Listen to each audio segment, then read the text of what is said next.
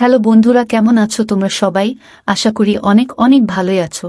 আর তোমাদের ভালোবাসায় আমিও অনেক ভালো আছি, কারণ তোমরা আমাকে যে পরিমাণে ভালোবাসা দিয়েছো এবং সাপোর্ট দিয়েছো তা আমি কোনোদিন ভুলতে পারবো না। তাই তোমাদেরকে মজা দেওয়ার জন্য আবারও একটি নতুন গল্প নিয়ে হাজির হলাম। গল্পটি শোনার মতো, আশা করি তোমাদের দাঁড়িয়ে যাবে এবং তোমরা হাতের কাজ করতে সবাই হেডফোন নিয়ে বসে যাও। যদি আমার গল্প শুনে মজা পাও তাহলে অবশ্যই আমার চ্যানেলটি সাবস্ক্রাইব করবে। তো চলো বন্ধুরা, আমরা কথা না বাড়িয়ে আসল গল্পে চলে যাই। আমার 14 বছর বয়সে মালকিন আমাকে তার বাড়িতে নিয়ে যান এবং আমাকে 500 টাকা দিয়ে মালকিন নিজের শরীরে ম্যাসেজ করাতেন। আমি 500 টাকায় রাজি হয়ে মালকিনের শরীরে ম্যাসেজ করতাম। কিন্তু একদিন রাতে মালকিন বলতে শুরু করলেন, প্রতাপ, আজকে রুমের লাইটটা বন্ধ করে দাও। আমি চুপচাপ লাইটটা বন্ধ করে দিলাম। আমি জ্ঞান হারিয়ে ফেললাম যখন মালকিন, আমি যে বয়সের মধ্যে দিয়ে যাচ্ছি, এই সময়টা একটা ছেলের জন্য অনেক কঠিন সময়, কারণ তাদের মনোযোগ তাদের সামনে উপস্থিত মহিলাদের দিকে পড়ে। এমন অবস্থায় কারো শরীরে মালিশ করা আমার জন্য খুব সমস্যার সৃষ্টি করে। যখন মালকিন আমাকে তার শরীরে ম্যাসাজ করতে বললেন, কিছুক্ষণ অবাক হয়ে তার দিকে তাকিয়ে রইলাম। আমি কিভাবে এটা করব? এটা খুবই লজ্জার বিষয়। কিন্তু আমার বাবা বলেছিলেন, মালকিনের কোনো কথায় না করবি না, তিনি অনেক দয়ালু মনের মহিলা। তুই যদি তার মনে জায়গা করে নিতে পারিস তবে তিনি তোকে বেতনের চেয়েও বেশি টাকা দেবেন। তিনি আমাকে টাকা দিয়েছেন, তাও 500 টাকা, এবং বললেন, এই টাকাটা শুধু তোমার। আমি অনেক খুশি হয়েছিলাম, কিন্তু যখন তিনি আমাকে তার শরীরে তেল দিয়ে ম্যাসাজ করতে বললেন, আমি হতভম্ব হয়ে তার দিকে তাকিয়ে রইলাম। তিনি কিভাবে একটা ছেলেকে দিয়ে ম্যাসাজ করাতে পারেন? আমি কিছু বললাম না, কিন্তু অনেক নার্ভাস ছিলাম। তিনি আমাকে তার রুমে নিয়ে গেলেন, তারপরে বিছানায় শুয়ে তার শরীরে তেল দিতে বললেন। আমি যখন তার শরীর থেকে তার পোশাকটা তুলে দিলাম, তখন আমার চোখ বড় বড় হয়ে গেল। তিনি আমাকে যে তেল দিয়েছিলেন, আমি চোখ বন্ধ করে আমার হাতে কিছুটা নিয়ে তার শরীরে দিতে থাকলাম। আমার একমাত্র চেষ্টা ছিল কাজে অনেক মন দেওয়া। আমি একবারও তার শরীরের দিকে তাকাইনি, আমি শুধু চোখ নামিয়ে ম্যাসাজ করেছিলাম।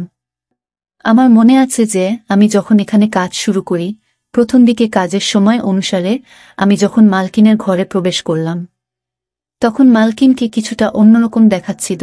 তার চেহারায় অদ্ভুত পরিবর্তন লক্ষ্য করলাম আমি। তিনি ঘামে ভিজে যাচ্ছিলেন।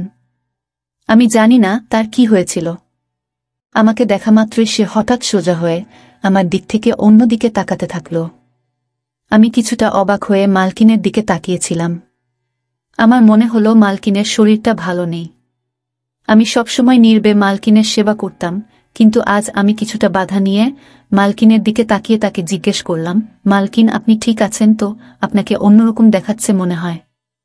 আমি আমার মালকিনকে মন থেকে সম্মান করতাম এবং আমি তার জন্য চিন্তিত থাকতাম, কারণ তিনি কেবল আমার মালকিনই ছিলেন না, আমার কাছে তিনি একজন অনেক ভালো অভিভাবক ছিলেন। তিনি ছোটবেলা থেকেই আমাকে সাহায্য করেছিলেন এবং তিনি আমার দুঃখী জীবনকে সুখী করে তুলতে অনেক সাহায্য করেছিলেন।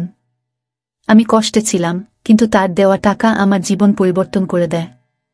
আমার বাড়ির অবস্থা পরিবর্তন হয়ে যায়।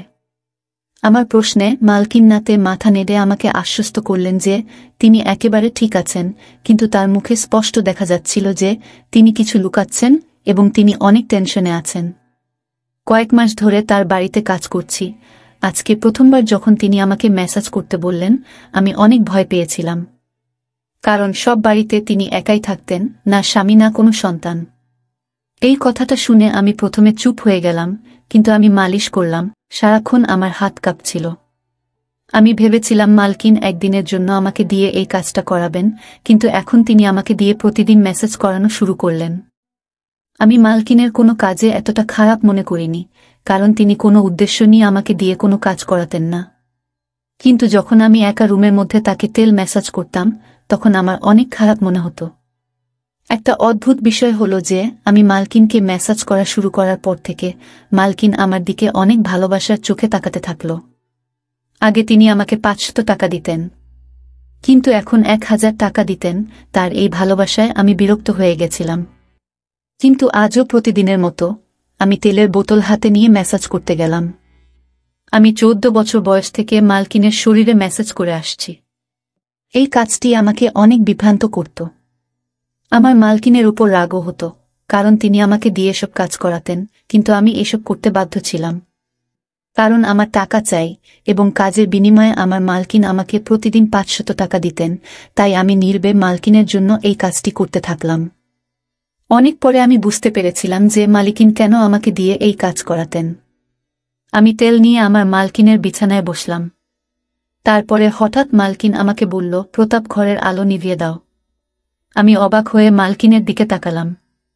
আমার কেমন যেন মনে হচ্ছিল, কিন্তু মালকিনকে কিছুই বলতে পারলাম না। আমি ঘরের আলো নিভিয়ে দিলাম এবং অন্ধকারে মালকিনের বিছানার কাছে পৌঁছালাম। অন্ধকারে বুঝতে পারলাম মালকিন বিছানায় শুয়ে আছেন। আমি মালকিনের দিকে হাত বাড়ালে মালকিন আমাকে থামিয়ে দিয়ে আমার হাত ধরে তিনি আমাকে যা বললেন তাতে আমি জ্ঞান হারিয়ে ফেললাম। আমার মনটা কেমন করতে শুরু করল। আমি আমার জায়গায় বসে রইলাম। আমার নড়াচড়া করা কঠিন হয়ে পড়ে। আমার মালকিনের কথা শুনে আমি অবাক হয়ে উঠেছিলাম। আমি বাঁকুড়ার একটি গ্রামে থাকতাম। আমার পরিবার অনেক গরিব। আমার বয়স যেহেতু 14 বছর, তাই আমার পক্ষে কাজ পাওয়া বা টাকা ইনকাম করা কঠিন ছিল। আমি বাধ্য হয়ে আমার বাবা মাকে কষ্ট করে সংসার চালাতে দেখেছি। তারা অনেক কষ্টে ছিল, কিন্তু আমি তাদের কোনো সাহায্য করতে পারিনি। আমি অনেক আবেগী ছিলাম, কিন্তু কোনোভাবে টাকা ইনকাম করে তাদের সাহায্য করতে পারিনি, যাতে তাদের একটি ভালো জীবন দিতে পারি। লেখাপড়া করা আমার স্বপ্ন ছিল, কিন্তু আমি জানতাম যে আমাদের কাছে লেখাপড়া করার টাকা নেই। আমাদের বাড়িতে খাওয়া দাওয়া করাই অনেক কঠিন ছিল, তবে আমি জানতাম যে আমি যদি আমার শখ প্রকাশ করি তবে আমার মা বাবা এত কষ্টের মধ্যেও নিশ্চয়ই আমাকে পড়াতেন। কিন্তু আমি এতটা স্বার্থপর ছিলাম না, তাই নিজের শখগুলোকে নিজের মধ্যে দমিয়ে রেখেছিলাম, এবং এই জিনিসটি আমাকে আরও অসহায় করত। সেই দিনগুলিতেই মালকিন আমার জীবনে এসেছিলেন। মালকিন একজন বয়স্ক মহিলা এবং একা থাকতেন। তার স্বামী তাকে ছেড়ে দিয়েছিলেন এবং তার কোনো সন্তান ছিল না। তবে তার অনেক টাকা ছিল, তার অনেক জমিজমাও আমাদের গ্রামে ছিল। মালকিনের নিজের জমিতে কিছু গুরুত্বপূর্ণ কাজ ছিল, তাই আমাদের গ্রামে আসার পর তিনি আমাকে দেখে আমার দিকে তাকিয়ে জানতে চাইলেন আমি কেন স্কুলে যাই না এবং কেন আমি পড়াশোনা করি না। আমি দুঃখের সাথে তাকে আমাদের অবস্থার কথা বললাম এবং বললাম যে আমি আমার পরিস্থিতির কারণে পড়াশোনা করতে পারিনি। পড়াশোনা করলে আমাদের ঘরে খাওয়া দাওয়া বন্ধ হয়ে যাবে। আমার কথা শুনে মালিকিন চিন্তায় পড়ে গেলেন। এরপর তিনি আমাদের বাড়িতে এসে আমার বাবা মায়ের সাথে কথা বললেন এবং বললেন যে বাড়ির ছোটখাটো কাজের জন্য তার আমার বয়সী একটি ছেলে দরকার। আমার বাবা মা তখনও চিন্তায় ছিলেন যে কিভাবে তারা তাদের ছোট ছেলেকে এত কম বয়সে কাজে দিবেন, এবং সম্ভবত তারা ভাবছিলেন যে আমি হয়তো তাদের ভুল বুঝব, কিন্তু আমি এগিয়ে গিয়ে তার কাজ করতে রাজি হলাম। আমার কথা শুনে মালিকিন অনেক খুশি হয়েছিলেন। তখন আমি কিছুই জানতাম না। আমি শুধু ভেবেছিলাম মালিকিন তার ইচ্ছানুযায়ী ছোটখাটো কাজ করাবেন, আর আমি সব কাজ করতেই রাজি ছিলাম। আমি অনেক খুশি মনে রাজি হলে আমার বাবা মাও চুপ হয়ে গেলেন। মালকিন আমার বাবা মায়ের হাতে বেশ কিছু টাকা দিয়েছিলেন এবং তাদের কথা দিয়েছিলেন যে তিনি প্রতি মাসে টাকা পাঠাবেন, যাতে আমাদের বাড়ির কষ্ট দূর হয়। মনে মনে আমি অনেক খুশি ছিলাম। আমার স্বপ্ন সত্যি হতে চলেছে, কারণ আমি সবসময় আমার বাবা মায়ের অবস্থা পরিবর্তন করতে চেয়েছিলাম। আমি আমার জিনিসপত্র গুছিয়ে মালকিনের সাথে শহরে চলে এলাম। মালকিনের শহরের সুন্দর বাড়ি ছিল। এত সুন্দর বাড়ি আমি জীবনে প্রথম দেখেছিলাম। মালকিন আমার থাকার জন্য একটি রুম দিয়েছেন। রুমটি খুবই ছোট, কিন্তু অনেক সুন্দরভাবে সাজানো ছিল। রুমে দামি দামি আসবাবপত্র রাখা ছিল। আমার মনে হচ্ছিল যেন ঘরটা আমার স্বপ্নের মতো তৈরি করা হয়েছে। মালকিন আমাকে ছোটখাটো কাজ বুঝিয়ে দিলেন, যার মধ্যে রোজ তার গাড়ি পরিষ্কার করা, রাতে তাকে পানি দেওয়া এবং দিনে 3 বার খাওয়ার বাসনপত্র পরিষ্কার করা ইত্যাদি। এই কাজগুলো আমার মতো গরিব একজন ছেলের পক্ষে অনেক সহজ ছিল। মালকিনের বাড়িতে বাইরে থেকে রান্না করা খাবার আসত এবং মালিকিন তার সাথে আমাকেও খেতে দিতেন। প্রথম দিনই আমাকে ভালো পোশাক দেওয়া হয়েছিল, জুতাও কিনে দিয়েছিলেন। মালকিনের দয়া এখানেই শেষ হয়নি। তিনি আমাকে বলেছিলেন যে তিনি খুব শীঘ্রই আমাকে একটি ভালো স্কুলে ভর্তি করাবেন, যাতে আমি আমার পড়াশোনা চালিয়ে যেতে পারি। শুনে আমি অনেক খুশি হয়ে গেলাম। কিন্তু রাত নামার সাথে সাথে মালকিন আমাকে তার ঘরে ডেকে একটি সুগন্ধযুক্ত সিসি দিয়ে বললেন, আমার শরীরে মেসেজ করো। আমি মাথা নেড়ে তাড়াতাড়ি তেল এনে মালকিনের পায়ের কাছে গিয়ে বসলাম। আমি ভেবেছিলাম যে আমাকে মালকিনের পা মেসেজ করতে হবে, এবং আমি খুশি এটি করতে রাজি ছিলাম। কিন্তু মালকিন আমাকে থামিয়ে তার শরীরের নিচের দিকে মেসেজ করতে বললেন। এটা করতে আমার লজ্জা করছিল, কিন্তু কোনোরকমে আমি মালকিনের শরীরে মেসাজ করলাম। আমি তারপর উঠে রুম থেকে চলে গেলাম। আমি ভাবলাম মালকিন মনে হয় ক্লান্ত হয়ে পড়েছেন আর আমাকে দিয়ে মেসেজ করাবেন না, কিন্তু আমার ধারণা ভুল ছিল। আমি অনেক চালু ছেলে ছিলাম, তাই সব কাজ তাড়াতাড়ি করে ফেলতাম, কিন্তু রাত নামলেই আবার একইভাবে মালকিন আমাকে রুমে ডেকে এক শিশি তেল দিলেন। এটা ভেবে মন খারাপ হয়ে গেল যে আজকেও আমাকে মালকিনের মেসেজ করতে হবে। পা পর্যন্ত তো ঠিক ছিল, কিন্তু মালকিন আমাকে দিয়ে যেখানে মেসাজ করাতেন সেটি আমার কাছে অস্বস্তিকর ছিল। আজও আমি কোনোরকমে মালকিনের মেসেজ করে তার দিকে তাকালাম। তিনি শান্তিতে ঘুমাচ্ছিলেন। আমি বুঝতে পারছিলাম না মালকিন এতে কি সুখ পান। মালকিনের কাজকর্ম আমাকে অবাক করছিল। 3 দিন পরেই মালকিন আমাকে একটি ভালো স্কুলে ভর্তি করিয়েছিলেন। আমি আমার মালকিনের জন্য পাগল ছিলাম, কিন্তু আমার মালকিনের মেসেজ করতে ভালো হতো না। মালকিন এটি তার রুটিনে পরিণত করেছিলেন, আর প্রতিদিন সে আমাকে মেসেজ করতে বলতেন। আমি তার অনুগ্রহে ছিলাম, তাই আমি না করতে পারছিলাম না। তাই কিছু না বলে আমি আমার মালকিনকে মেসেজ করতে থাকলাম। মালকিন সম্ভবত বুঝতে পেরেছিল যে আমি তার মেসেজ বিরক্তি নিয়ে করি। সেজন্য আমার বেতন বাদেও তিনি আমাকে প্রতিদিন 500 টাকা করে দিতে থাকলেন, এবং আমি আনন্দের সাথে টাকার জন্য এই কাজটি করতে থাকলাম। এইভাবে আমি মালকিনের বাড়িতে অনেক দিন ছিলাম, এবং এখন আমি এতে অভ্যস্ত হয়ে গেছি। মালকিনের একটি ভালো অভ্যাস ছিল যে মাস শেষ হলেই তিনি আমাকে না বলেই আমার বাড়িতে টাকা পাঠিয়ে দিতেন, যা আমার বাবা মায়ের জীবনকে সহজ করে দিয়েছিল। আমিও অনেক কষ্ট করে পড়াশোনা করছিলাম যে সারা জীবন যাতে আমাকে মালকিনের মতো মহিলাদের বাড়িতে থেকে তাদের ইচ্ছা পূরণ করতে না হয়। একদিন আমি প্রতিদিনের মতো মালকিনের মেসেজ করতে তার রুমে গেলে মালকিন আমার দিকে একভাবে তাকাতে থাকলেন। তাকে মেসেজ করার সময় আমার মুখে সবসময় একটা সমস্যার ভাব থাকত, এবং আমি এভাবেই তার মেসেজ করতাম, এবং মালকিনও এটা অনুভব করতেন। তাই মালকিন আমার দিকে মনোযোগ দিয়ে তাকিয়ে তারপরে বললেন যে আমি জানি আমার এই কাজটা করতে তোমার খারাপ মনে হয়, কিন্তু আমি অসহায়, তাই তোমার খারাপ মনে হওয়া সত্ত্বেও তোমাকে দিয়ে এই কাজটা করিয়ে নিই। মালকিনের মুখে হাসি ভাব ফুটে উঠল। আমি কিছু বুঝতে না পেরে মালকিনের দিকে তাকাতে থাকলাম। আমি বুঝতে পারিনি, তাই মালকিন আমাকে তার বাধ্যবাধকতার কথা বললেন, আর লজ্জায় আমার অবস্থা খারাপ হতে থাকল।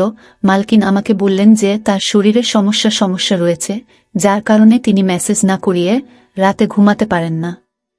মালকিন এই কাজের জন্য নার্স রেখেছিলেন, কিন্তু তারা সবাই কোনো না কোনো অজুহাত দেখিয়ে কখনো কখনো তাড়াতাড়ি মেসেজ করে, আবার কখনো কখনো মেসেজ না করেই চলে যায়।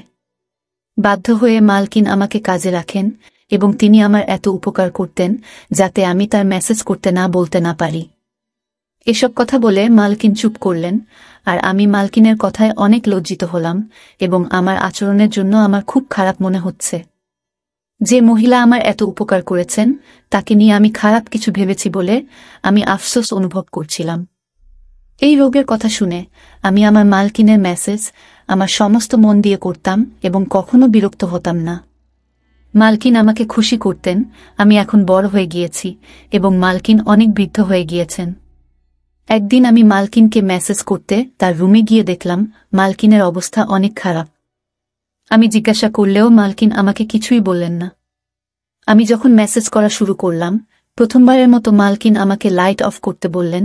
আমি অবাক হয়েছিলাম, কিন্তু আমি তার কথা মেনে লাইট বন্ধ করে তার কাছে গিয়ে বসলাম।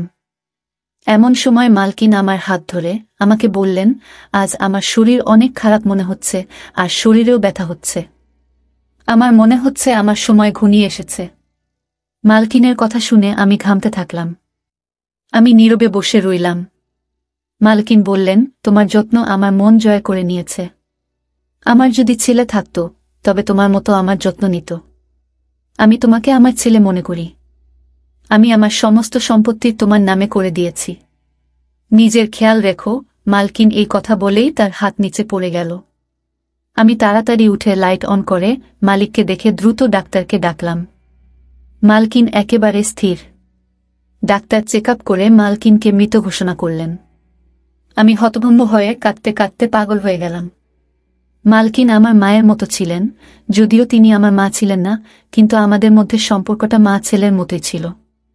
আর তার উকিল পরের দিনই তার সমস্ত সম্পত্তি আমার হাতে তুলে দিয়েছিলেন। আমি অনেক বড়লোক হয়ে গেছি এবং আমি মালকিনের বাড়িতেই থাকি। আমার বাবা মাও আমার সাথে থাকেন। আমার জীবন অনেক সুন্দর হয়ে উঠেছে। আমার মালকিন অনেক সুন্দর মনের মহিলা ছিলেন। বন্ধুরা, আজকের ভিডিওটা এখানেই শেষ করলাম। অনেক কষ্ট করে ভিডিওটি আপনাদের জন্য বানিয়েছি।